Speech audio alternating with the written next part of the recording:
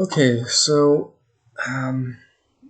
we worked out before the only term, well, there were two terms that will contribute to our second order scattering operator.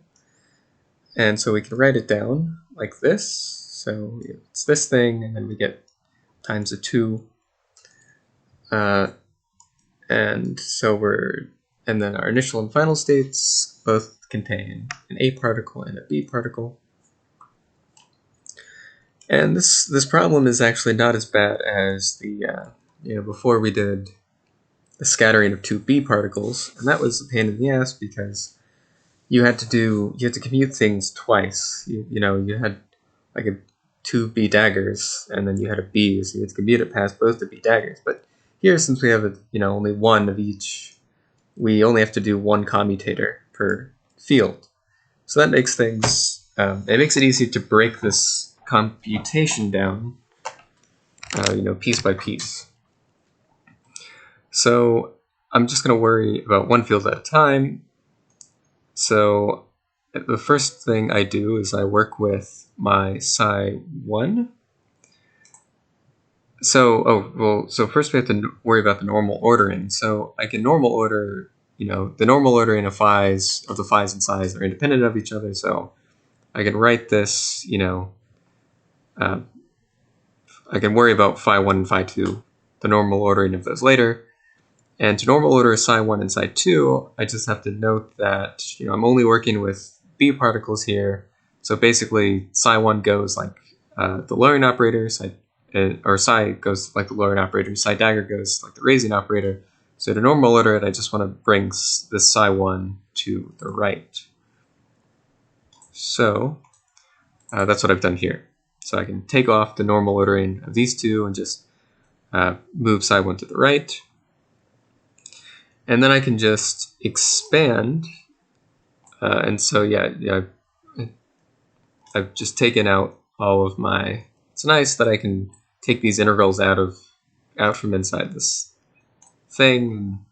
I've just left my final state alone, and I've written out my initial state explicitly. And if I do... So I write out my psi first, which will involve this b and this e to the minus ik x1. And all I have to do is commute this bk, that I'm using k as my dummy index here. And I just have to commute this past my bq1 here. And so that will just give me a 2 pi cubed and make k equal to q1. So I can evaluate this expression and just get to here. And now I'd like to do the same thing. So I have this psi2 here, and I know in my final state I'll have an A and a B. So without even writing it out explicitly, I know what's going to happen. I'm just going to be able to commute my B dagger that I have in this expression with the B here, and that will be a BQ2. So that'll just make, so I'll just get basically the same thing that I had before, only with a plus sign. So I'll get an additional exponential term, iq2.x2. So yeah, that was kind of clear to me when I did this. I don't know how clear that is to you, but basically we do what we just did on the right, we do on the left. And will just involve a commutation. It's you basically don't have to worry about these factors of energy and 2s and 4 heres because they always just cancel out. So it makes it easy to see. Basically, that means you only have to worry about the commutator and this exponentials getting some signs right. So this is nice. So I can reduce this expression, my calculation, down to this, and where I've written. So I still have my A's acting on the right and left here. So I've just written those as kind of one particle states.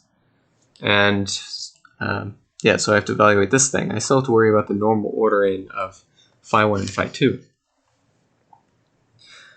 And to normal order them, I just, write out, work it out. You do what you normally do. You FOIL these things, and then you just bring all the lowering operators to the right. So I've done that. The only, one of these terms I've just flipped my A and A dagger. So all my lowering operators on the right. And the only terms that will contribute in this thing are the terms that are these middle two terms that have a lowering operator to annihilate this state and then annihilate on the left. So I can throw away these first and last terms and just write out. So I'll have two. So this thing ends up breaking up into two terms here. And again, it's looking kind of messy, but it's not as bad as it looks. I've just written out these two terms, gotten my factors of e out here,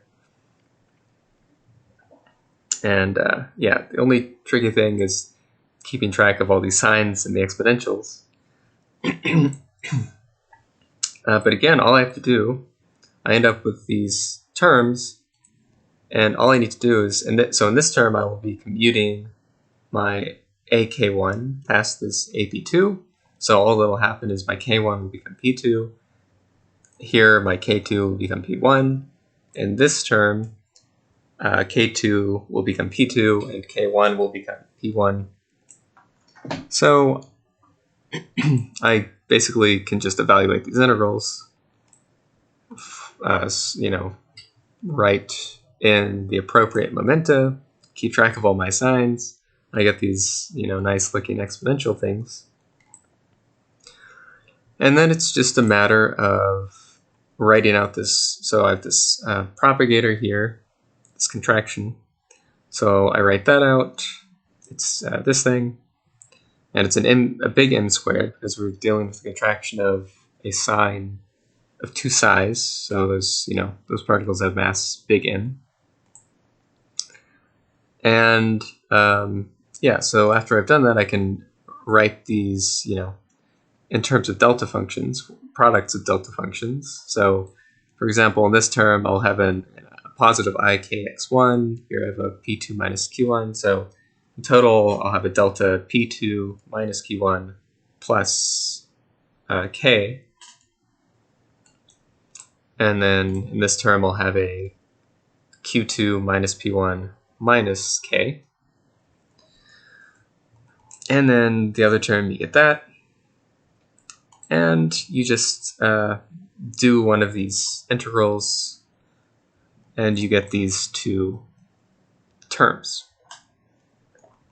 And along with that delta function that just says the initial particle's momentum has to sum to be equal to the final particle's momentum, as we would expect. So yeah, hopefully that was helpful. Again, it's not as bad as it looks. I don't know if you believe me, but if you work it out, it really, because you only have to compute things one at a time, it really does simplify because you can worry, just break it up and kind of worry about one field at a time. Except at the end when we have to deal with the normal ordering of these phi1 and phi2, but again, you can do it. So the last thing to do is the Feynman diagrams for these. So that's obviously a lot quicker than doing all that. So the first Feynman diagram looks like this, and there's the calculation. You get the same thing. So I get this P1 minus Q2, which that corresponds to this term. This is Q2 minus P1, but squared, so it's the same thing. And then the other term, the other Feynman diagram looks like this. And there's the calculation for that one. This one I get a P1 plus a Q1. which is the same as, here I have p2 plus q2, but obviously conservation of momentum, they're the same thing. So that verifies that I get the same answer.